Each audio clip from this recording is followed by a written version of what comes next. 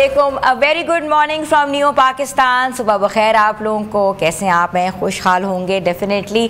मौसम जो है वो भी बहुत खुशगवार नज़र आ रहा है और पाकिस्तान में जो मानसून का जो सीज़न है अभी ख़त्म नहीं हुआ, बल्कि महकमा मौसमियात के मुताबिक अगले 10 दिन मुल्क के मुख्तलिफ हिस्सों के लिए नहायत अहम साबित हो सकते हैं। 14 अगस्त से 23 अगस्त तक बारिशों का एक नया और ताकतवर सिलसिला मुतवक्के है, जो पहले शुमाल मशरकी पंजाब में शुरू होकर मशरकी दरियाओं में पानी के बहाव को बढ़ा सकता है और अर्बन फ्लडिंग के खतरात पैदा कर सकता है। सियालकोट, कसूर, नारोवाल और मलिका अजला में मौसलाधार बारिश के इम्कानात मौजूद हैं, जबकि इसके बाद ये सिस्टम बतदरीज जो है जनूबी इलाकों की तरफ बढ़ेगा। 17 अगस्त से 23 अगस्त तक सिंध के अक्सर इलाकों में बशमूल कराची में दरमियानी से मौसलाधार बारिशें और चंद मकामात पर शदीद बारिशों के इम्कानात हैं। इससे पहले कराची में दर्जा हरारत में इजाफा मुतवक्के है, ताहम 17 तारीख की शाम या रात से बारिश का सिलसिला जो है वो हो सकता है। इसी दौरान सूबाई disaster management authority PDMA Punjab ने दरियाए चनाब और उसके मावन नदी नालों में दरमियानी से ऊंचे दर्जे के सैलाब की वार्निंग जारी कर दी है। मराला खान की और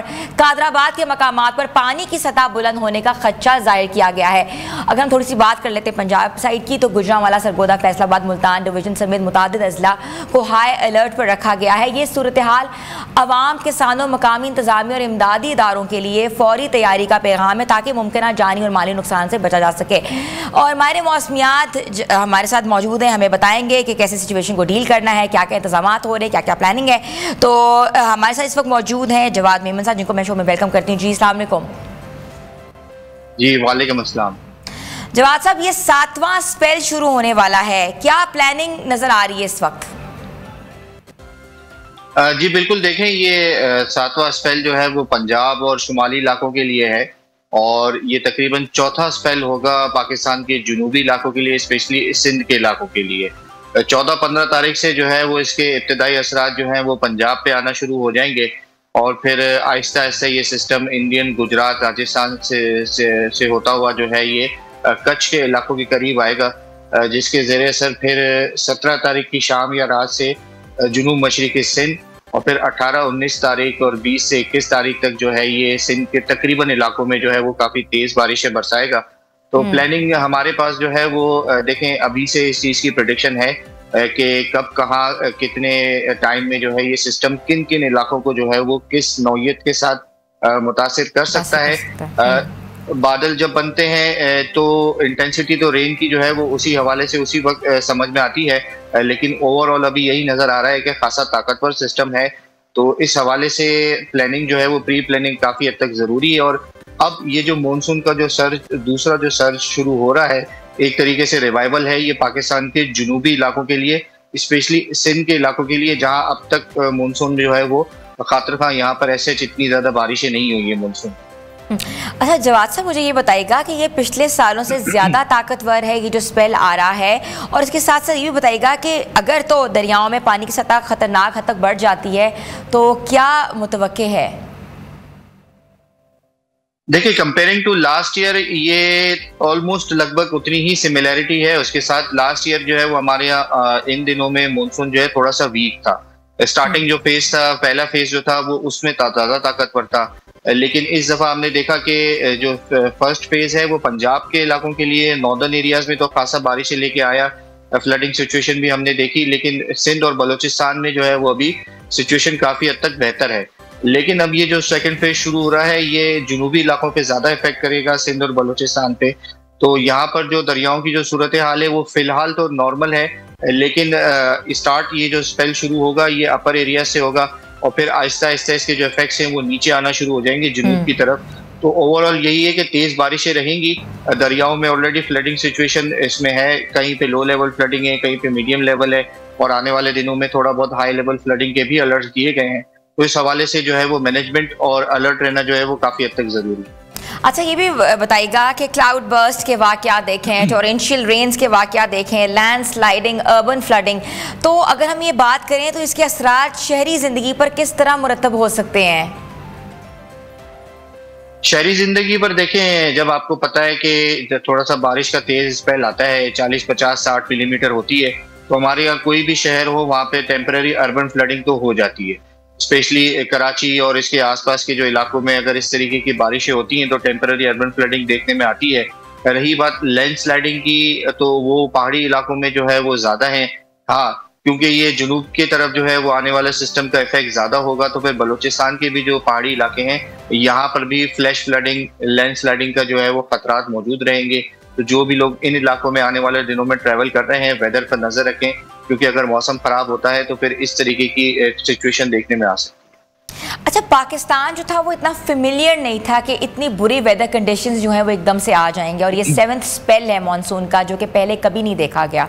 तो कैसी प्लानिंग होनी चाहिए, क्योंकि कंस्ट्रक्शन वर्क्स भी हम देख रहे हो रहे हैं, कहीं से जो लैंडस्लाइडिंग की वजह से वहाँ से रास्ते भी बंद हैं, लोगों को मुश्किलात का भी सामना है, कम्युनिकेशन भी नहीं हो पा रही, क्या कहेंगे आप? देखिए, क्लाइमेट चेंज का ये बहुत बड़े असरात हैं हमारे यहाँ, और पिछले कई सालों से हम देख रहे हैं पाकिस्तान जो है वो बीइंग टॉप 5 कंट्रीज में से जो है दुनिया में जहाँ पर जो है वो क्लाइमेट चेंज के बहुत ज्यादा असरात हम देख रहे हैं। मानसून के इस तरीके के स्पेल आना जो है वो मामूल के मुताबिक ही है। 7, 8, 9 स्पेल भी जो है वो बाज़ औकात हम सीजन में देखते हैं, लेकिन इस दफा जो उतार चढ़ाव है, जो इनकी फ्रीक्वेंसी है, वो काफी ज्यादा जो है वो अनप्रेडिक्टेबल भी हो जाती है। रिसेंटली हमने देखा कि क्लाउड प्रूडेंशियल रेंज के जो है वो इवेंट्स भी हुए। पंजाब में जो है वो लास्ट जो चौथा या 5वां जो स्पेल था वो काफी जो है वो तेज बारिशों के साथ आया, और उसमें फिर फ्लडिंग सिचुएशन देखी। चकवाल के इलाकों में, इस्लामाबाद और इसके आसपास के इलाकों में हमने काफी फ्लडिंग सिचुएशन देखी। लेकिन उसी दौरान जो है वो सिंध में जो है वो तकरीबन पूरा जुलाई का महीना गुजर गया और एज सच बारिशें नहीं हुई है। तो ये जो क्लाइमेट चेंज की वजह से इतना ज्यादा जो वेरिएशन आ गया है, ये ज्यादा जो है वो डैमेजिंग होता है, क्योंकि पहले इस तरीके के जब स्पेल आते थे तो यकसर जो है वो वाइड स्प्रेड एरियाज में जो है वो बारिशें होती थी, तो उसकी इंटेंसिटी जो है वो इतनी ज्यादा नहीं होती थी। अब जो भी स्पेल आता है उसकी वो एक स्पेसिफिक एरिया में इतनी ज्यादा शिद्दत के साथ आता है कि फिर वहां पे जो है वो सिचुएशन को कंट्रोल करना मुश्किल हो जाता है। यही सिचुएशन हमने पंजाब में देखी, नॉर्दर्न एरियाज में देखी, और उम्मीद इंशाल्लाह इस बात की है कि अगर हम पहले से अलर्ट रहें और अर्ली प्रिपरेशंस कर लें तो जुनूब की तरफ जो ये अब एक के बाद स्पेल जो नजर आ रहे हैं, ये तकरीबन 15 अगस्त के से जो है ये मानसून का सर्ज शुरू होगा, और नजर यही आ रहा है कि सितंबर 10, 12 या सितंबर के 15 तारीख तक अगर आप कह लें, या एटलीस्ट एक महीना रहेगा जिसमें एक के बाद एक जो है वो सिस्टम लगातार जुनूबी इलाकों की तरफ मूव कर सकते हैं। अच्छा, मुझे बताइएगा कि एग्रीकल्चर सेक्टर की बात करें हम, तो किसान बरादरी के लिए आप क्या मशवरा देंगे ताकि फसलें जो हैं और खेत बारिशों से कम मुतासिर हों? देखिए, वेदर पे नजर रखें। किसान बरादरी के लिए यही है कि मौसम पे खासी नजर रखें। बारिशों का जो स्पेल है वो जुनूबी इलाकों की तरफ जो है वो आने वाले हफ्तों में इसका जोर थोड़ा सा ज्यादा रहेगा, तो फसलों को पानी देने का माल मवेशी और दीगर जो इंफ्रास्ट्रक्चर है उसी हिसाब से सारा मैनेजमेंट रखें कि आने वाले हफ्तों में जो है वो इस तरीके की सिचुएशन रह सकती है। स्पेशली सिंध के इलाकों में जो है वो बारिशों का स्पेल जो है ये नजर आएगा। 18-19 तारीख से जो है वो थोड़ा सा जोर पकड़ेगा, जुनूब मशरिकी सिंध से शुरू होगा, फिर जो है सिंध के दीगर इलाकों तक फैलेगा, और फिर इसके बाद जो है वो 25, 26, 27 के आसपास जो है वो एक और स्पेल भी मुतवक्के है। फिलहाल लॉन्ग रेंज फोरकास्ट है, चेंजेस आती रहती हैं, और गुजरते दिन के साथ लॉन्ग रेंज फोरकास्ट में चेंजेस आती रहती हैं, लेकिन यही एक्सपेक्ट किया जा रहा है कि अगस्त का महीना खत्म होने तक जो है वो कम से कम 2 अच्छे स्पेल जो है वो इन इलाकों की तरफ मूव करें। अच्छा, ये भी फरमाइएगा कि ये बारिशें जो है पाकिस्तान के ज़ेरे ज़मीन जो पानी के ज़खायर के लिए मुस्बत असरात मुरतब कर सकती हैं? बिल्कुल बिल्कुल, बहुत ज्यादा मुस्बत असरात होंगे इसके, क्योंकि जिस तरह हमने बताया कि सिंध में जो है वो तकरीबन जुलाई का महीना पूरा गुजरा, कोई भी बड़ा स्पेल नहीं आया, तो यहाँ पर ग्राउंड वाटर लेवल जो है वो काफी हद तक डिप्लीट हो चुके हैं, और आने वाले दिनों में ये जो स्पेल इंशाल्लाह आते हैं तो इससे काफी ज्यादा जो है वो फायदा होगा, स्पेशली ग्राउंड वाटर लेवल को रिचार्ज करने में जो है वो काफी मदद मिलेगी। अच्छा, पीडीएमए की वार्निंग के बारे में थोड़ा सा बताएं कि जो वार्निंग्स हैं आप लोगों ने, आपका जो एक नंबर है, टोल फ्री नंबर है 1700, वहाँ भी है, आपकी ऐप्स भी चल रही हैं, इसके अलावा जो आम लोग हैं जो इतने इक्विप्ड नहीं हैं, जो इतने लिटरेट नहीं हैं, उनको ये वार्निंग्स के बारे में कैसे आगाह कर सकते हैं? देखिए, अब तो काफी ज्यादा तरीकेकार हैं इसके, सोशल मीडिया है, मोबाइल फोन्स पे हैं, जिनके पास स्मार्टफोन नहीं है तो एसएमएस अलर्ट्स वगैरह भी जो है वो पहुंच जाते हैं। और फिर ये है कि जिस तरह फेस टू फेस भी जो है वो आप इंफॉर्मेशन पास आउट कर सकते हैं, जैसे अगर किसी एक तबके के पास इतनी ज़्यादा इंफॉर्मेशन नहीं है और दूसरे के पास मौजूद है, तो वो जिस तरीके से स्पेशली किसान बरादरी है, यहाँ पे सबके पास अब मोबाइल फ़ोन का दौर है, जिस तरीके से ये एसएमएस अलर्ट्स तो होते रहते हैं, और अगर किसी के पास एसेट नहीं है तो ओवरऑल लोग जो है वो आपस में भी डिस्कशन करके भी जो है इस हवाले से अलर्ट रह जाते हैं कि क्या तरीक़ेकार है। फिर रेडियो के ऊपर भी जो है वो इस तरीके की ब्रॉडकास्ट जो है वो हो रही है। ये जो दौर है ये काफी ज्यादा लोग अब एक दूसरे से कनेक्टेड हैं, ग्लोबल विलेज है, तो उम्मीद यही है कि काफी मासेस तक जो है ये मैसेज पहुंच जाता है। हाँ, इस चीज को देखना जरूरी है कि हम अपनी मकामी लैंग्वेजेस में जो है वो इस चीज को ज्यादा कन्वे करें तो बहुत ज्यादा लोगों को जो है वो मजीद फायदा हो सकता है।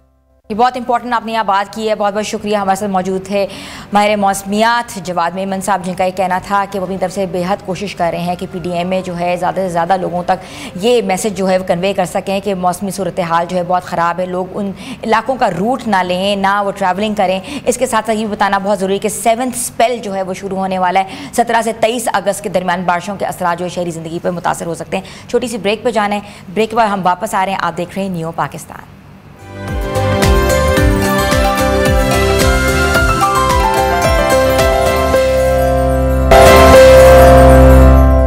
न्यू पाकिस्तान में आपको एक बार फिर से हम खुशामदीद कहते हैं। थोड़ी सी बात करते हैं सेहत के हवाले से। व्यूअर्स, पथरी एक ऐसा लफ्ज़ है जो सुनते ही इंसान को तकलीफ, परेशानी और महंगे इलाज की याद दिलाता है, चाहे वो गुर्दे की पथरी हो या पित्ते की। इसका दर्द नाकाबिले बर्दाश्त होता है और बेशतर मरीज ये समझते हैं कि इसका हल सिर्फ ऑपरेशन या महंगी दवाओं में से ही पोशीदा है। लेकिन खुशखबरी यह है कि कुदरती तरीकों से भी इस तकलीफ का वो मर्ज जो है उसका इलाज हो सकता है, और वो भी बगैर किसी सर्जरी के। तिब्बे यूनानी और कदीम हिकमत में भी ऐसे बेशुमार आजमूदा नुस्खे मौजूद हैं जो ना सिर्फ पथरी को पिघलाते हैं बल्कि उसे दोबारा बनने से भी रोकते हैं। तो आज हम इसी चीज पे डिस्कस करेंगे, और डिस्कशन के लिए हमारे साथ मौजूद है माहिर तिब हकीम हाफिज मोहम्मद फरहान हनीफ साहब, जो हमें बताएंगे कि कौन से कुदरती अज्जा से घर में ही हम जो है फॉर्मूला तैयार कर सकते हैं, जिनको मैं वेलकम करती हूँ। जी अस्सलाम वालेकुम। वालेकुम अस्सलाम वरहमतुल्लाहि वबरकातुहू। पहले तो आपका शुक्रिया और इस टॉपिक के लिए, क्योंकि ये आजकल लोग इसकी वजह से बहुत ज़्यादा परेशान हैं। जी जी जी, और सबसे ज़्यादा जो केसेस हैं वो आ रहे हैं किडनीज के और लिवर के मुताबिक। अच्छा, मुझे बताइएगा कि कौन से अफराद जो हैं जो ज़्यादा पथरी की शिकायत करते हैं कि उनको लिवर में पथरी है या किडनीज में है, और उनको जो अलामात आना शुरू हो जाती हैं वो भी कौन सी हैं? रब्बि इश्रह ली सदरी वयस्सिर ली अमरी वहलुल उक़दतम मिन लिसानी यफ़क़हू क़ौली रब्बि ज़िदनी इल्मा। सबसे ज़्यादा पेशेंट ऐसा आता है, एक तो इसकी 3 किस्में हैं पथरी की। एक है ऑक्सीलेट, फास्फेट और यूरेट, यूरिक एसिड की। अब इसमें जो ज़्यादा पेशेंट है ना वो इस टाइम है ऑक्सीलेट और फास्फेट का। ठीक है। अच्छा, ये होती क्यों है? इसका सबसे बड़ा सबब जो है, ये जो 2 पथरियाँ इनमें पहली वाली जो ऑक्सीलेट है, ज़्यादा जो लोग चावल का इस्तेमाल करते हैं, सब्जियां बहुत ज़्यादा खाते हैं, उनको ये मसला लाहक हो जाता है। अच्छा। और जो फास्फेट है उसमें भी बहुत ज़्यादा जो चावल का इस्तेमाल करते हैं, गोश्त का इस्तेमाल करते हैं और ये कोल्ड ड्रिंक वगैरह का इस्तेमाल करते हैं, उसकी वजह से बहुत ज़्यादा मसला हो जाता है। अच्छा। तीसरी जो है उसमें जो यूरेट, उसमें क्या होता है कि लोग जो तला भुना गोश्त बहुत ज़्यादा खाते हैं, मुरगल अग़ज़िया बहुत ज़्यादा खाते हैं, फास्ट फूड का इस्तेमाल बहुत ज़्यादा करते हैं, वो ऐसी पथरी होती हैं। अब तीनों पथरियाँ अलग-अलग हैं, इनके नुस्खा जात भी अलग-अलग हैं। इसकी अलामात क्या हैं, कब पता चलता है इंसान को कि इंसान के अंदर पथरियाँ आ गई हैं? बाज़-औक़ात मतली की कैफियत हो जाती है, बाज़-औक़ात मतली के साथ साथ दिल ख़राब होता है और कॉन्स्टिपेशन हो जाती है। अच्छा। बाज़-औक़ात बुखार की कैफियत हो जाती है, लेकिन उससे भी पहले पेन शदीद होना शुरू हो जाती है। और ये ज़्यादा तंग इंसान उस वक्त होता है जब ये यूरेटर में आती है। इसकी पेन टॉलरेबल नहीं होती। हाँ जी, जब ये जो है ना मसाने की तरफ निकलती है, यूरेटरी ट्रैक की तरफ निकलती है, वहाँ पे आके फिर पेशेंट की तकलीफ बहुत ज़्यादा बढ़ जाती है। ठीक है। और इतनी शिद्दत की पेन होती है कि इंसान लोट-पोट हो जाता है, बाज़-औक़ात वहाँ पे इंजेक्शन भी काम नहीं करता। अच्छा। फौरी रिलीफ के लिए। तो इसलिए इसकी एहतियात करनी चाहिए। इसके नुकसानात क्या है? इसके नुकसानात में अगर इसका हम इलाज नहीं करवाते तो गुर्दों में इन्फेक्शन पैदा हो जाएगी, पस पैदा हो जाएगी, जिसकी वजह से आगे जाके क्रिएटिनाइन और यूरिया बढ़ जाता है। अच्छा, ठीक है। तो इसलिए जब क्रिएटिनाइन और यूरिया बढ़ जाता है तब फिर आगे जाके अगला जो मरहला आता है तो वो फिर डायलिसिस का आता है। तो इससे बचने के लिए आप पहले ही एहतियात करें। दूसरी चीज़ होती है पित्ते में पथरी है। पित्ते में पथरी होती है कोलेस्ट्रॉल की ज़्यादती की वजह से। ये जितने भी हमारे ऐसे बहन भाई हैं जिनका कोलेस्ट्रॉल ज़्यादा है, ट्राइग्लिसराइड ज़्यादा है, उनको फौरी तौर पर एहतियात करनी चाहिए। अपने अपना अल्ट्रासाउंड करवाएंगे तो उनका अल्ट्रासाउंड लिवर फैटी आएगा और लिवर फैटी के बाद पित्ते में पथरियां आएंगी। ठीक है। अगर आप लिवर फैटी के 100 पेशेंट उठाएंगे तो उसमें से तकरीबन को 90% जो है पित्ते की पथरियों का शिकार भी हो जाते हैं। अच्छा। ठीक है, लेकिन अर्ली स्टेज में नहीं, जैसे ही पित्ते का लेवल ज़्यादा फैट हो जाती है, मोटापा आ जाता है, तो फिर समझेंगे पित्ते में पथरियां आना शुरू हो गई। पित्ते की जो पथरी होती है उसमें भी दर्द होती है? उसमें तो इतनी ज़्यादा शिद्दत की दर्द होती है कि तो रंग जो है फक हो जाता है, पीला होना शुरू हो जाता है, फिर शिद्दत इतनी ज़्यादा होती है कि समझ ही नहीं आती। ठीक है, वो जहाँ पे स्टमक के और लिवर की यहाँ पे पेन होती है और शदीद किस्म की पेन होती है, बाजुकात मतली आती है अजीब सी पीले कलर की, तो शिद्दत दर्द की, और आप इंजेक्शन लगवाएंगे थोड़ी देर तक सुकून रहेगा, जैसे ही पेशेंट हॉस्पिटल से घर पहुंचेगा फिर तकलीफ में आ जाएगा। और पित्ते वाले पेशेंट को अक्सर कॉन्स्टिपेशन बहुत ज़्यादा हो जाती है, कब्ज़ बहुत ज़्यादा हो जाती है। तो इसलिए ये सारी थी अलामात, और इसकी वजह से, और ये जो गुर्दे की पथरी है उसमें एक बहुत बड़ी अलामत जो है, अगर ये तो है, अगर गुर्दों के अंदर इन्फेक्शन आ जाए, इससे भी अगला स्टेप चला जाए, तो ये जो पपोटे होते हैं हमारे, इनके अंदर स्वेलिंग आ जाती है, सूज जाते हैं, सुबह सुबह तो स्वेलिंग होती है, पाँव के नीचे भी होती है, और साथ ही साथ पाँव जो है वो सूज जाते हैं। ठीक है। ये इसकी बहुत बड़ी निशानी है। अगर ये निशानियां जाहिर हो जाए तो आप समझ लें कि आपके गुर्दे के अंदर इन्फेक्शन शुरू हो गई है। ठीक है। अब इसको हम कैसे गुर्दे से बच सकते हैं, इसकी इन्फेक्शन से बच सकते हैं, गुर्दों की जो बीमारी है उनसे कैसे बच सकते हैं? सबसे पहला काम तो ये करेंगे, पानी का इस्तेमाल ज़्यादा करेंगे। ठीक है, पानी की कमी की बुनियादी वजह, ये भी बहुत बड़ी बुनियादी वजह, पानी हम बहुत ज़्यादा कम पीते हैं। पानी का इस्तेमाल ज़्यादा करेंगे तो हम इस तकलीफ से बचे रहेंगे। कोल्ड ड्रिंक का इस्तेमाल बेदरेग, बहुत ज़्यादा इमरजेंसी हो तो वो भी पानी मिला के थोड़ा सा पी लिया जाए, नहीं तो कोल्ड ड्रिंक नहीं पीनी चाहिए, इससे बहुत ज़्यादा जल्दी। अच्छा, पानी मिला के कोल्ड ड्रिंक हम पी लें? वो कभी मजबूरी हो, अदरवाइज जो है कोल्ड ड्रिंक नहीं पीनी चाहिए। इससे आज जो सबसे ज़्यादा किडनी फेलियर का पेशेंट आ रहा है वो वही है जो सुबह उठते ही नाश्ता करते नहीं है, 10-11 बजे एक कोल्ड ड्रिंक ली, साथ वो चिप्स वगैरह ले ली, कुछ समोसे ले लिए। तो कोल्ड ड्रिंक का बेदरई इस्तेमाल, इसी तरह अद्वियात का, बहुत सारे हमारे माशरे में लोग ऐसे हैं, वो हर्बल मेडिसिन हो या एलोपैथिक हो, वो मेडिकल स्टोर से या पंसार स्टोर से लेके खुद ही तजर्बात करते हैं और टोटके इस्तेमाल करके पैराडोल या कोई भी मेडिसिन वो खुद से खाते रहते हैं। पेन किलर्स भी आपको, पेन किलर जो है वो किडनी फेलियर का बहुत बड़ा सबब है।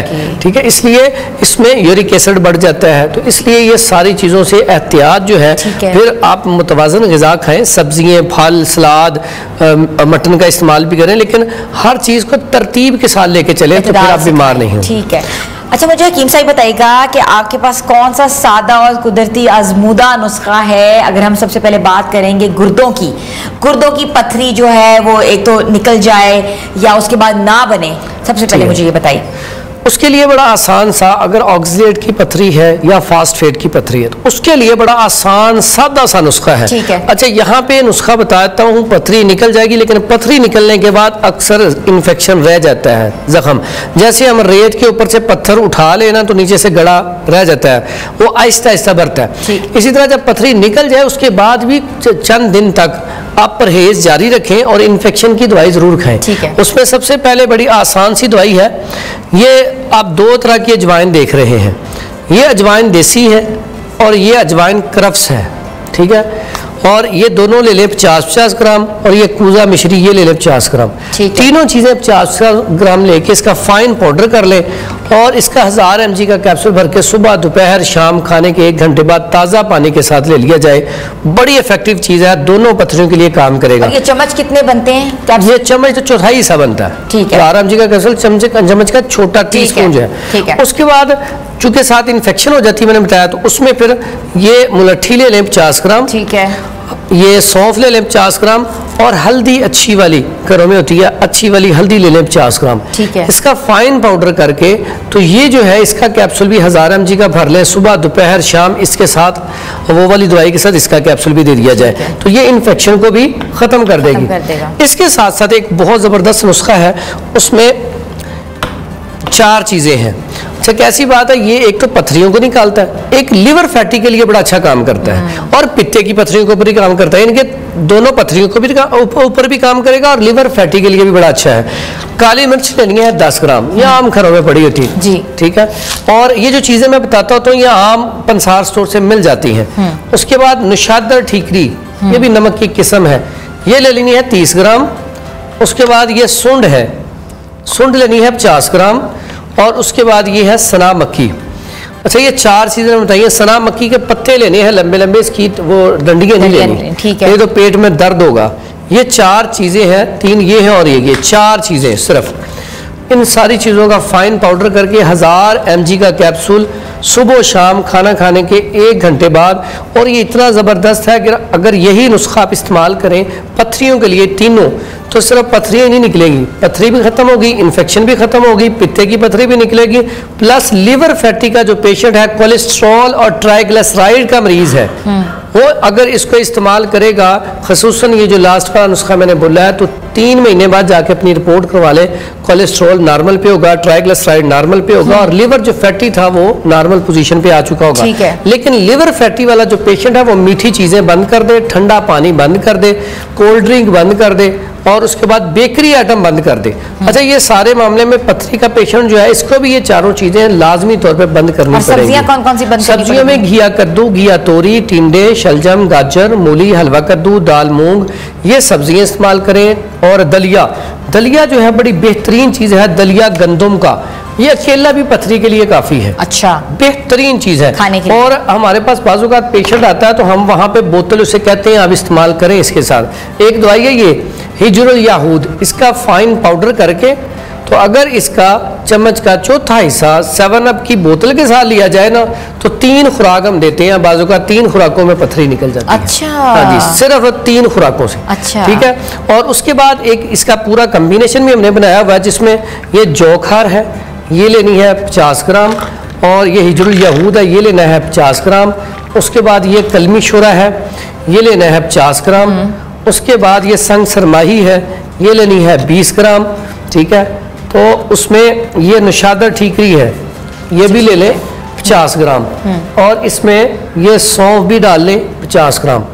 इसका ना फाइन पाउडर करके सारी चीज़ों का, ये भी 1000 mg का कैप्सूल भर के दें तो फौरी तौर पे गुर्दे की दर्द रुकती भी है और पथरी भी खारिज होना शुरू हो जाती है।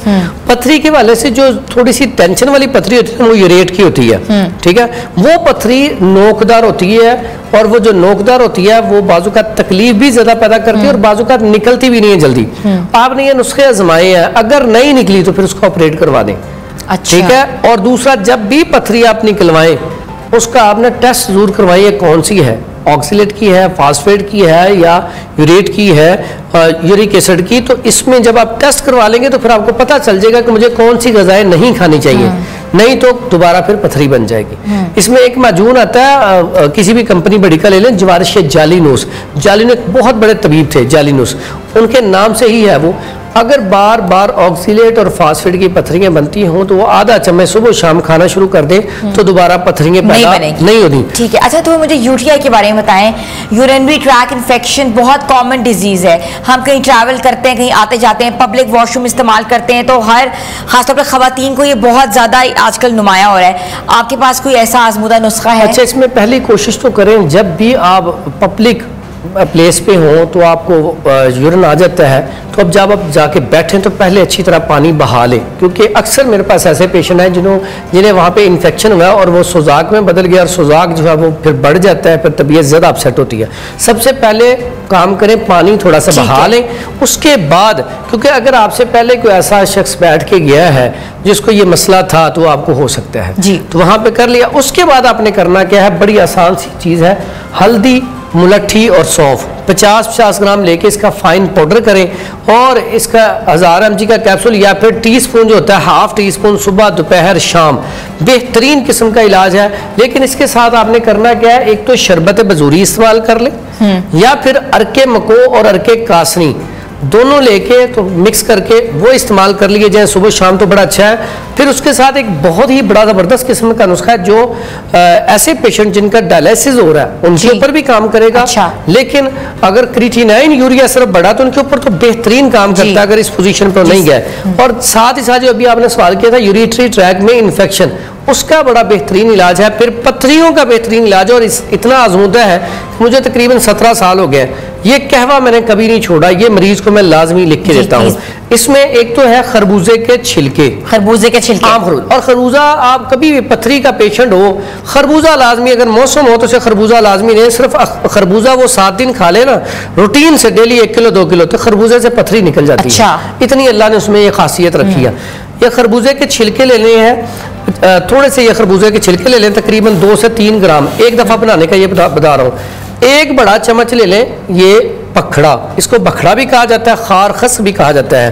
ये अकेला भी क्रिएटिनाइन और यूरिया के लिए काम करता है और ये पथरी के लिए बेहतरीन। 1 चम्मच इसका ले लिया, उसके बाद ये सर फूका है, ठीक है, इसका 1 चम्मच ले लिया। उसके बाद ये छलियों के बाल हैं, ये थोड़े से ले लेने हैं। उसके बाद ये गुले सुरख इलानी फूल ले लेने हैं थोड़े से। इसमें दाल कुलथी डालनी है। ये कहवा कंप्लीट है, इसको अब 1.5 लीटर पानी चूल्हे पे रखे, उसको उबालें, ये चीजें डालें और उसको हल्का सा पका के ये बहुत बहुत शुक्रिया। हमारे साथ मौजूद है हाफिज मोहम्मद फरहान हनीफ साहब माहिर तिब, जिनका कहना था कि लिवर और किडनीज का जो इलाज है वो कहते ना कि घर में बैठे हुए नुस्खों से भी हो सकता है, और आप लोग घर में बना के नुस्खे रख लें और वाकई आप लोगों को फर्क पड़ेगा। और प्लीज हमारी, अगर जिसने वीडियो नहीं देखी तो वो हमारे रिपीट पे जाके वीडियो देख सकते हैं और सारा जो डाउन कर सकते हैं। छोटी सी ब्रेक पे जाना है, ब्रेक पे वापस आ रहे हैं। आप देख रहे हैं न्यू पाकिस्तान। न्यू पाकिस्तान में आपको एक बार फिर से हम खुशामदीद कहते हैं। आज हम आपको बताएंगे कुर्बानी इसार की एक कहानी, और ये कहानी है सऊदी अरब के शहर ताइफ से, जहां इंसानी कुर्बानी और इसार की गैर मामूली कहानी सामने आई है, जिसने हर सुनने वाले के दिल को छू लिया है। ये कहानी है माजिद बिल्दा रूकी की दोनों बीवियों की, जहां पहली बीवी ने अपनी सौकन के लिए वो कुर्बानी दी जो कि शायद अल्फाज में बयान ना की जा सके। गल्फ न्यूज़ की रिपोर्ट के मुताबिक माजिद की दूसरी बीवी तगीज़ अवजुल सऊदी कई बरस से गुर्दों के फेल होने के बायस डायलिसिस पर थीं, और उस तवील बीमारी ने उनके जिगर को भी बुरी तरीके से मुतासर कर दिया। शौहर ने बीवी का इलाज करवाने के लिए हर हद जो है वो पार की, यहाँ तक कि इलाज की उम्मीद में अमेरिका का सफ़र भी किया, मगर तमाम कोशिशें नाकाम रहीं। हालात इस नहज पर पहुँच गए कि माजिद ने अपनी दूसरी बीवी को एक गुर्दा अतिया करने का फैसला कर लिया। ये मंजर देखकर पहली बीवी नूर सालिम शिमरी ने ऐसा फैसला किया जिसने सबको हैरान कर दिया। उन्होंने सिर्फ अल्लाह की रज़ा और इंसानी हमदर्दी के जज्बे के तहत अपनी सौकन को 80% जिगर अतिया करने का ऐलान कर दिया। तफसीली तिबी मुआयने और खून के ग्रुप के मैच होने के बाद दोनों ख़वातीन का एक नहायत हिसास और पेचीदा ऑपरेशन किया गया, जो कामयाबी से मुकम्मल हुआ।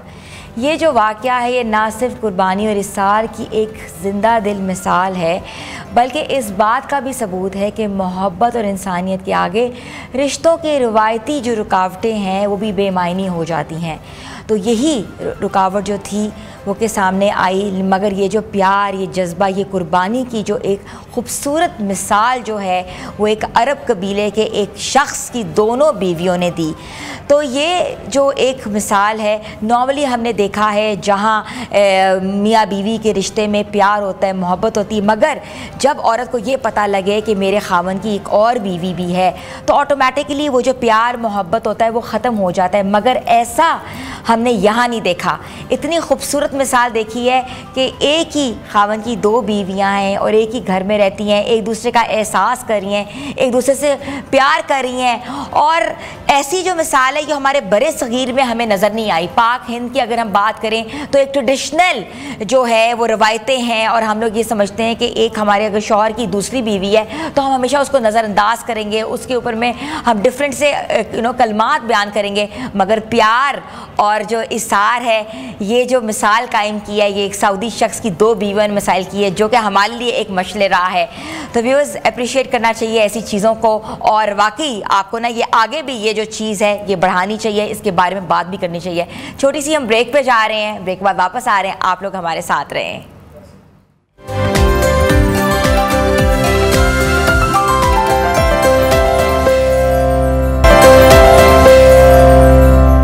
न्यू पाकिस्तान में आपको एक बार फिर से खुशामदीद कहते हैं। थोड़ी सी बात करते हैं सियासत के हवाले से। इंसदाद दहशतगर्दी अदालत लाहौर ने सानिया 9 मई से मुतल्लिक 2 मुकदमात के फैसले सुना दिए हैं।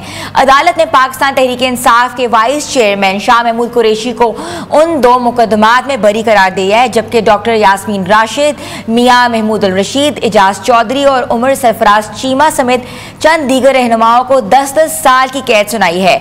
अदालत की समातें कोर्ट लखपत जेल में जारी हैं और इन मुकदमात की कार्रवाई ATC के जज मंजर अली गुल ने नंबरों के मुताबिक चलाई है।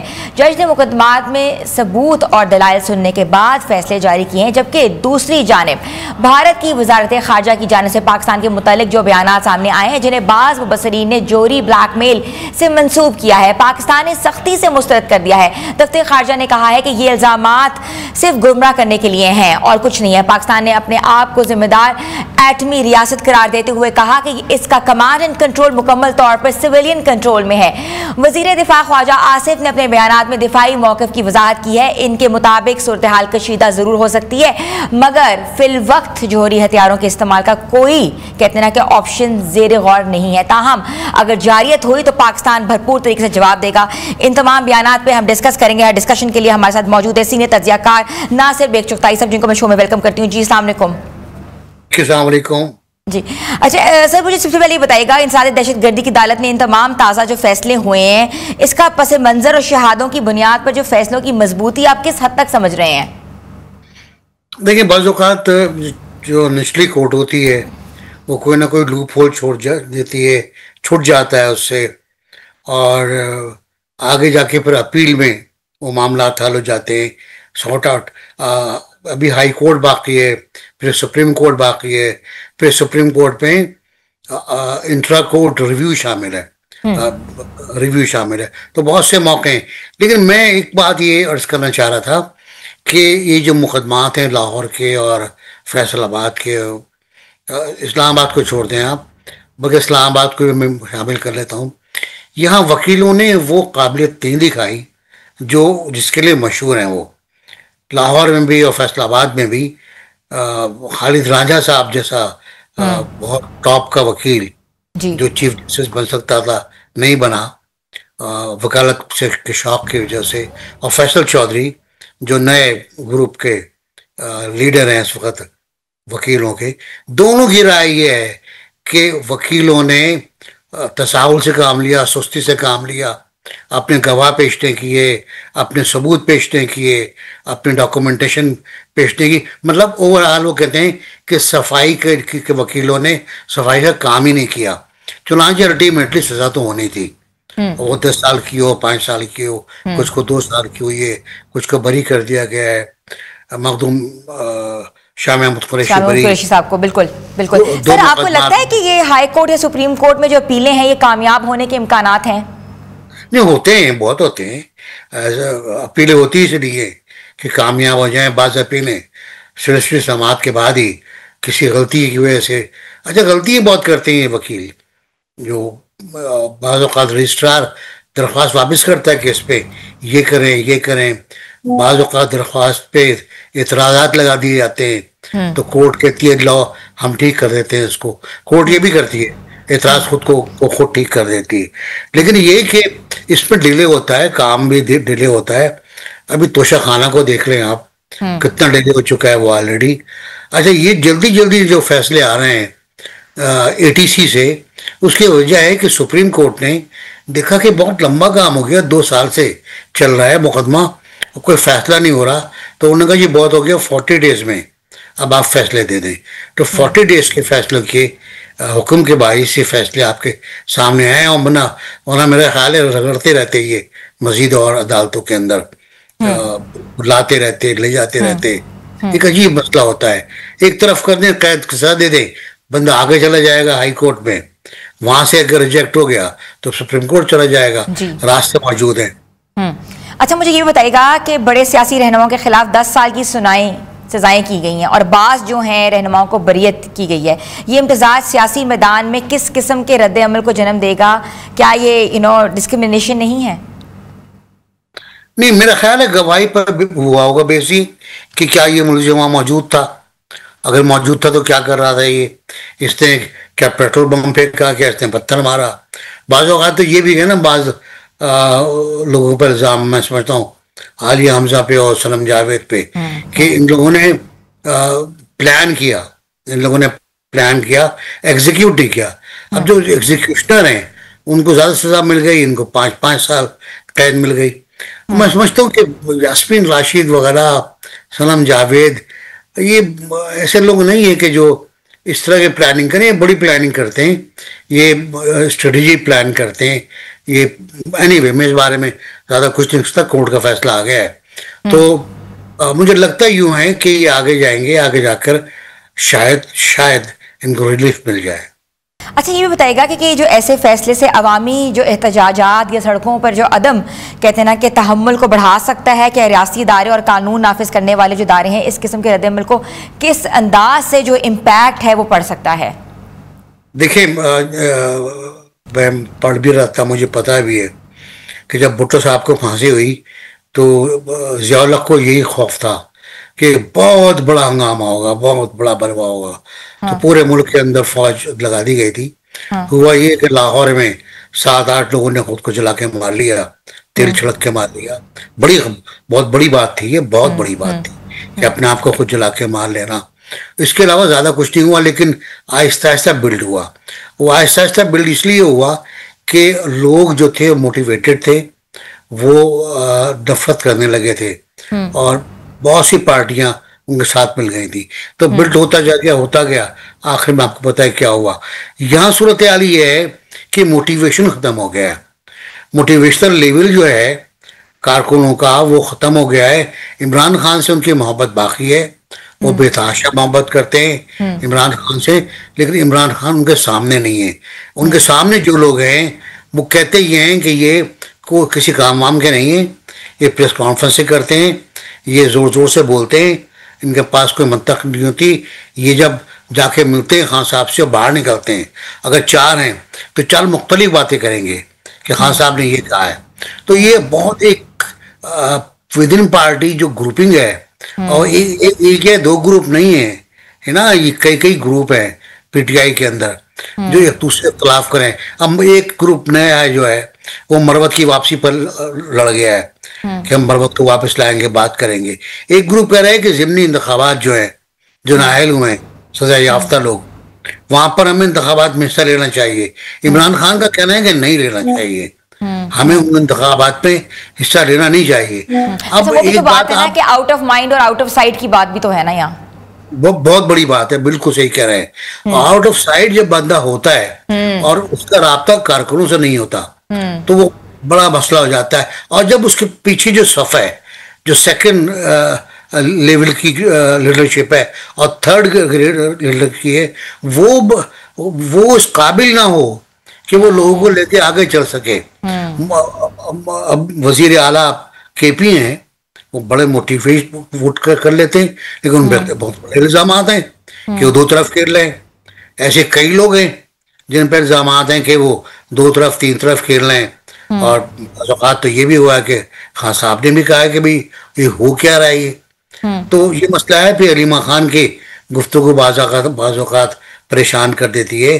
खान साहब खुद मना करते हैं उनको कि ऐसी बातें ना क्या करें आप, बाहर जाकर तासुर मिलता है कि मैं कह रहा हूँ ये, हालांकि मैंने नहीं कहा।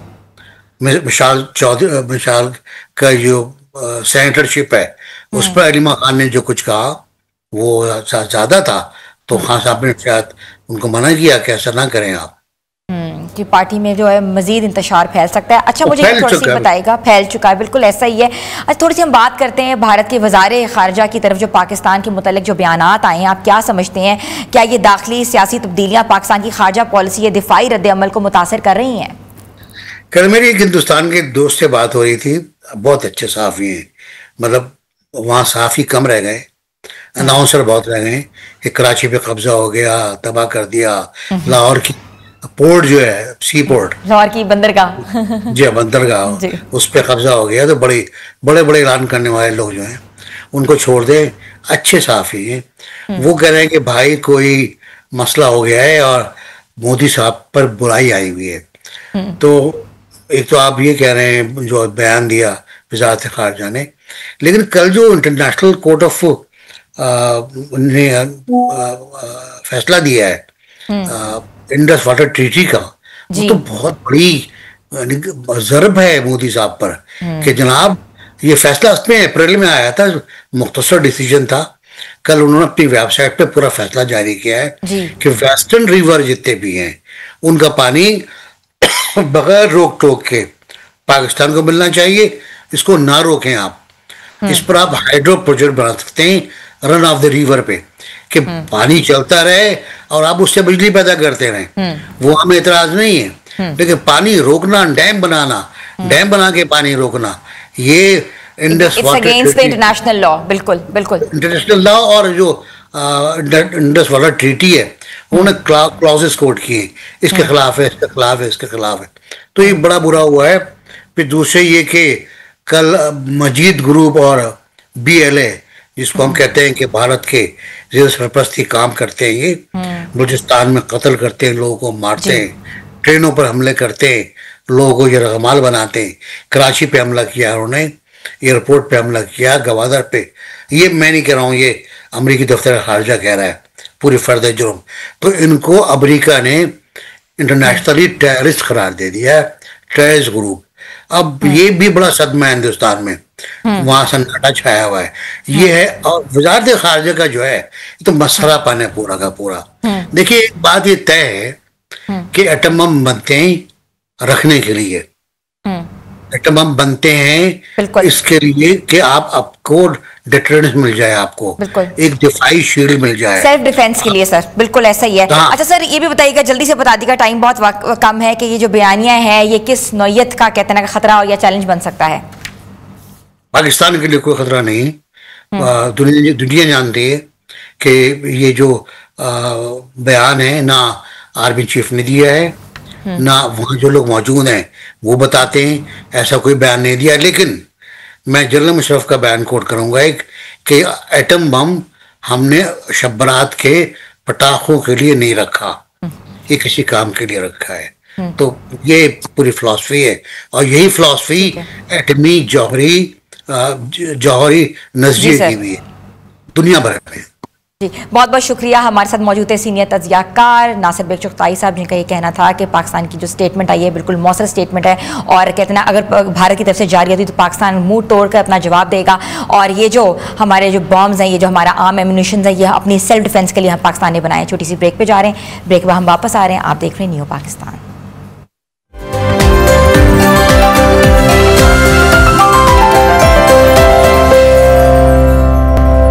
पाकिस्तान में आपको एक बार फिर से हम खुशामदीद कहते हैं। व्यूअर्स, कहते हैं ना कि सुबह सवेरे सबसे पहले क्या करना चाहिए, तो हर सुबह चाय जो है वो एक नई उम्मीद के साथ जो है वो पीनी चाहिए, और हर पाकिस्तानी की सुबह जो है वो चाय के साथ होती है। और पाकिस्तान और चाय का जो रिश्ता है वो हमेशा से ही एक ही रहा है। चाय की मोहब्बत हर दिल को जोड़ती है, चाय के साथ जीत हमेशा हमारे साथ है, और अच्छी चाय हर पाकिस्तानी के दिल को भी जीत लेती है। तो मुश्किल वक्त आते रहते हैं, मगर एक कप चाय जो है दिन को है वो आसान कर देता है। तो व्यूअर्स, एक कप चाय पिएं और अपने दिन को आसान करें, और इसके साथ साथ जो है कहते हैं ना कि तमाम परेशानियां जो हैं वो भी आप भूल जाएंगे। और अगर हम थोड़ी सी बात करते हैं एक डिफरेंट और हैरानकुन खबर के हवाले से, तो ये खबर सिर्फ हैरानकुन ही नहीं बल्कि एक मिसाली पैगाम भी अपने अंदर समोए हुए है। दुनिया भर में अपने इल्मी खुतबात और कहते हैं ना कि दीनी बसीरत के हवाले से पहचाने जाने वाले आलमी शोहरत याफ्ता इस्लामी स्कॉलर डॉक्टर जाकिर नाइक ने एक ऐसा कारनामा सर अंजाम दिया है जो ना सिर्फ उनकी जुर्रत को जाहिर करता है बल्कि जिंदगी के मुख्तलिफ पहलुओं को अपनाने की तरगीब भी देता है। जी हाँ, 59 ईयर्स के डॉक्टर जाकिर नाइक इंडोनेशिया के साहिली शहरी वॉली में 430 फुट की बुलंदी से बंजी जंपिंग कर गए, और उनकी ये वीडियो सोशल मीडिया पर देखते ही देखते वायरल हो गई।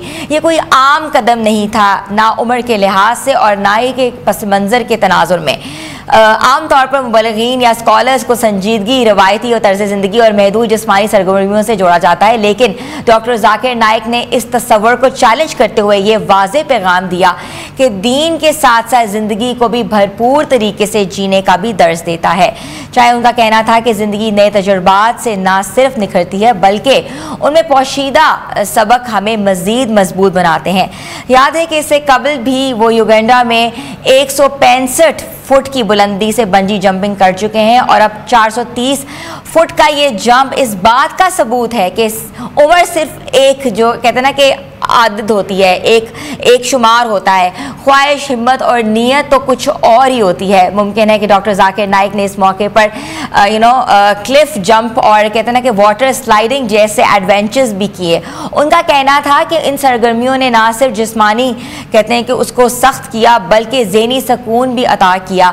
ये वाक़या इस सवाल को जन्म देता है कि क्या हम अपनी रोज़मर्रा की महदूद सोच से बाहर निकलकर खुद को नए तजुर्बात के लिए खोलने के लिए तैयार हैं, क्योंकि बकौल डॉक्टर जाकिर नाइक ज़िंदगी में चैलेंजेस कबूल करना ही असल तरक्की है।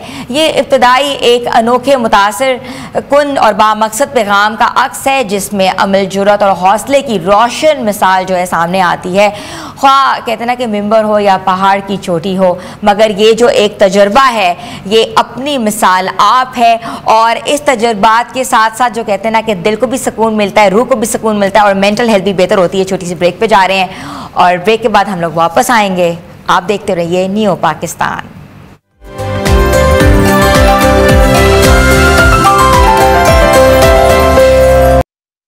ज़बरदस्त किस्म का आपने ट्रैक सुना और इस ट्रैक के पीछे जो कि नामवर गुलकार हमारे साथ स्टूडियो में मौजूद है जिन्होंने पाकिस्तान के नाम जो है ऐसे मिली नगमे गाए हैं और वो म्यूज़िक जो है वो टीच भी करते हैं। तो हम वेलकम करते हैं नवीद याकूब और एलेक्स नवीद को। आप लोगों को बहुत बहुत सबसे पहले मुबारकबाद, आपने बहुत ज़बरदस्त किस्म का मिली नगमा जो है वो रिकॉर्ड किया है। Thank you very much. मैं हमेशा से मेरी कोशिश रही है कि मैं हर साल कोई ना कोई जो है ना अपने वतन के लिए जो है ना, अपने वतन की मोहब्बत में सॉन्ग जो है ना वो मिली नगमा कोई ना कोई प्रिपेयर करूं।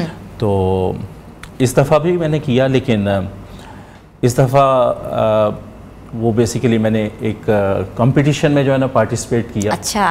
तो वो इस दफ़ा उधर जो है ना मैंने शेयर कर दिया उनके साथ। तो इसलिए अभी मैंने कहीं पे भी उसको जो है ना किसी शो में रिलीज़ नहीं किया। अच्छा, तो जश्न आज़ादी की जिस तरह तैयारियां अरूज पर हैं, आप लोगों की क्या तैयारियां हैं? जश्न आज़ादी की तैयारियां देखें, मुझे तो अपना बचपन याद आ जाता है हमेशा से कि कैसे हम जो है ना झंडियाँ जो है ना लगाते थे अपने छत पे और फिर बल्कि आटे के साथ उसमें पानी डाल के उसके ग्लू बना के तो प्रॉपर जो है ना उसको खुद सजाते थे, सारा कुछ खुद जो है ना सजाते थे। लाइट्स लगती थी, बिल्कुल लाइट्स भी लगती थी और फिर बाकायदा जो है ना हम मिली नगमे जो है ना प्ले करके साउंड सिस्टम पे जो है ना लगा के तो हम उस वो गाड़ियाँ लेके निकलते थे रोड्स के ऊपर, जश्न जो है ना मनाते थे। तो ये डेफिनेटली एक फेस्टिवल है और हमारा जो है ना हमारे लिए बड़ी खुशी की बात है कि हमारे आबा अजदाद ने जितनी कुर्बानियाँ दी हैं तो उनकी लिए सेलिब्रेशन है कि हम अपनी आगे आने वाली जनरेशन को बताएं कि कितना इंपॉर्टेंस है इस डे। बिल्कुल ऐसे ही है, बिल्कुल ऐसे ही है। और अभी भी हमारी कोशिश होती है कि हम अपने बच्चों को भी जो है ना, स्टिल मेरे भांजे हैं तो मैं उनको जो है ना झंडियाँ ला के दे रहे होता हूँ कि आप जो है ना, ज़ाहिर अब तो हम बड़े हो गए हैं, हमारे पास तो इतना टाइम नहीं है कि वो जो है ना, अब वैसे भी उस टाइम पे मुझे याद है कि हमें जो है ना बिल्कुल डेकोर जो है ना वो या वो जो है ना हाथ से करते थे, हाथ से सारा कुछ करते थे। तो अब तो मिल जाती हैं, आप जस्ट पे करते हैं और वो जो है ना हर चीज़ रेडी जो है ना मिल जाती है। लेकिन पहले वो जो जज्बा था, जो आपको एक अकीदत होती थी कि आपने 2 दिन पहले तैयारी शुरू करनी है, कम कितनी हो रही है, काउंट करते थे हम लड़ियाँ ऐसी कि 1 दिन पहले और पूरा घर पूरी छत जो है ना हर चीज़ कुछ, और फिर घरों में मोहल्ले में देखा जाता था किसके घर में सबसे ज़्यादा लगी हुई है। बिल्कुल ऐसे ही है, बिल्कुल ऐसे ही है। और एक तरह से एक कंपटीशन भी होता था कि अच्छा वो घर जो है ना वो बड़ा अच्छा सजा है, नहीं हमने इससे भी अच्छा सजाना है। बिल्कुल तो ये कंपटीशन होता था इसमें। लेकिन अभी मैं वैसे पता नहीं, शायद हम बड़े हो गए हैं, अब वैसे वो वाला जोश जो है ना कुछ पता नहीं क्यों कम लगता है अब। हाँ, उस तरह से नहीं है, लेकिन अभी अच्छा अब रश जो है वो पार्क्स की तरफ चला गया हुआ है क्योंकि बड़े बड़े मेले हो रहे हैं, हर जगह कॉन्सर्ट्स हो रहे हैं, तो ये भी तो चीज़ें आ गई ना कि लोग उस तरफ डाइवर्ट हो गए हैं। ये है, इसमें कोई शक नहीं है। पहले तो इस तरह से शोज़ और वो जो है ना फेस्टिवल्स इस तरह से ग्राउंड्स में या जैसे कॉन्सर्ट्स हो रहे हैं वो ये उस वक्त नहीं थे। उस वक्त हमारे बचपन में थोड़ा सा डिफरेंट था। आप बताएं आज क्या सुना रहे हैं हमें, कौन सा मिली? मैं आपको जो है ना एक कवर सॉन्ग कह ले, एक मिली नगमा सोनी धरती, हाँ सबका फेवरेट भाई, सबके दिलों की आवाज़। बिल्कुल सोनी धरती अल्लाह रखे कदम कदम आबाद, कदम कदम आबाद तुझे, कदम कदम आबाद। सोनी धरती अल्लाह रखे कदम कदम आबाद, कदम कदम आबाद तुझे, कदम कदम आबाद। सोनी धरती अल्लाह रखे तेरा हर एक जर्रा हमको अपनी जान से प्यारा, तेरा हर एक जर्रा हमको अपनी जान से प्यारा, तेरे दम से शान हमारी, तुझसे नाम हमारा, जब तक है ये दुनिया बाकी हम देखें आज़ाद, हम देखें आज़ाद तुझे, हम देखें आज़ाद। सोनी धरती अल्लाह रखे कदम कदम आबाद, कदम कदम आबाद तुझे, कदम कदम आबाद। सोनी धरती अल्लाह रखे। वाह जी वाह, बहुत खूब, ज़बरदस्त, what a live you know singing. अच्छा मुझे बताएं कि आप दोनों जो हैं बाप बेटा हैं, एलेक्स आपका बेटा है, गिटारिंग करता है और आप सिंगिंग करते हैं, तो ये डुओ जो है ये कैसा कॉम्बिनेशन है? कभी कोई डुएट आप लोगों ने गाया है? हम लोगों ने कवर्स तो किए कुछ, दोनों ने मिल के, लेकिन मैं वैसे हमेशा जो है ना अपने बेटे को प्रेफर करता हूँ कि ये इंडिविजुअली ग्रो करे, इंडिविजुअली एज सिंगर जो है ना ये प्रमोट हो, हाँ। और अपना नाम बनाए, हाँ। ठीक है, हम दोनों तो मिलके करते ही हैं, हाँ। लेकिन मेरी ख्वाहिश भी ये है कि ये एक उभरता हुआ, बल्कि पाकिस्तान का जो है ना एक बड़ा नाम जो है ना ये सिंगर्स में हो, तो इसको मैंने अकेले छोड़ा हुआ है। ठीक है भाई, आप भी करें और मैं तो कर ही रहा हूँ। अच्छा, घर में कैसे आप लोगों की कंपनी होती है? इकट्ठे रियाज करते हैं, इकट्ठे प्रैक्टिस करते हैं? क्योंकि गिटारिंग के साथ सिंगिंग का जो कॉम्बिनेशन है वो बहुत एक तरह से वर्सेटाइल भी है और मिलता भी है। बिल्कुल ऐसे ही है। हम जैसे रात में हम बैठे हुए थे, जैमिंग कर रहे थे, मैंने कहा आओ यार मिली नगमे जो है ना कल शो पे जाना है, तो कुछ एक दो जो है ना सेट कर लें थोड़ा सा, हाँ। प्रैक्टिस इन प्रैक्टिस लाइक मिलीनग में ज़ाहिर है हम रोज़ तो गाते नहीं, हाँ। तो मैंने कहा थोड़ा सा रियाज कर लेते हैं ताकि सुबह जो है ना इजीली हम परफॉर्म। अच्छा, मैं आपसे एक बहुत इधर अहम सवाल पूछना चाहती हूँ नवीद साहब, आप पढ़ाते भी हैं जी। हमारे स्कूल्स में मिली नगमों का वो कॉन्सेप्ट नहीं रहा जो कि हमारे बचपन में होता था। आज भी बच्चों को मिली नगमों के बारे में इतना नहीं अंदाज़ा, खाली जो मिली नगमे अगर टीवी पे सुन लेते हैं वही दे नो इट, तो ये कॉन्सेप्ट क्यों कम होता जा रहा है? अच्छा, जहाँ तक तो मेरा ताल्लुक़ है, मैं तो हमेशा से मेरी कोशिश होती है कि जैसे वैसे तो जैसे ये जो दिन चल रहे हैं इसमें वैसे बच्चों को ऑफ होता है, बिल्कुल सबसे बड़ा ये मसला है, ठीक है।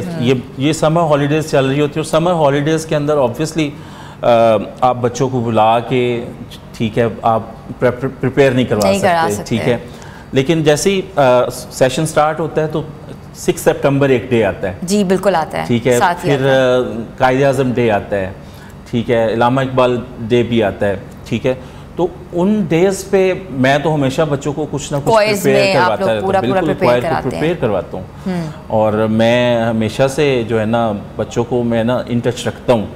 तो मुझे उम्मीद है कि बाकी जो म्यूजिशियंस हैं, बाकी जो टीचर्स हैं वो भी इसी तरह करते होंगे। तो एक जो है ना वजह ये है कि शायद हमारे बच्चे भी जो है ना चैनल्स पे परफॉर्म कर रहे हो डिफरेंट जगहों पे। वजह तो ये है कि वो भी एक बहुत बड़ी चीज़ है पेट्रियाटिज्म में। आपका बहुत बहुत शुक्रिया, हमारे साथ मौजूद है पाकिस्तानी गुलकार नवीद याकूब साहब और एलेक्स नवीद, उनके बेटे, जिन्होंने डुएट गाया और आपको दिखाया है कि पाकिस्तान की जो सेलिब्रेशंस हैं, 14 अगस्त की सेलिब्रेशंस हैं, वो आज से शुरू हो गई हुई हैं और हम आपको सेलिब्रेशंस वाले शोज़ भी दिखाएंगे। आपको आज का हमारा शो कैसा लगा ज़रूर अपना फीडबैक दीजिएगा। हमारे पेजेस न्यू पाकिस्तान पे जाएं और ज़रूर कमेंट करें और हमेशा से पसंद करते रहें और देखते रहें न्यू पाकिस्तान।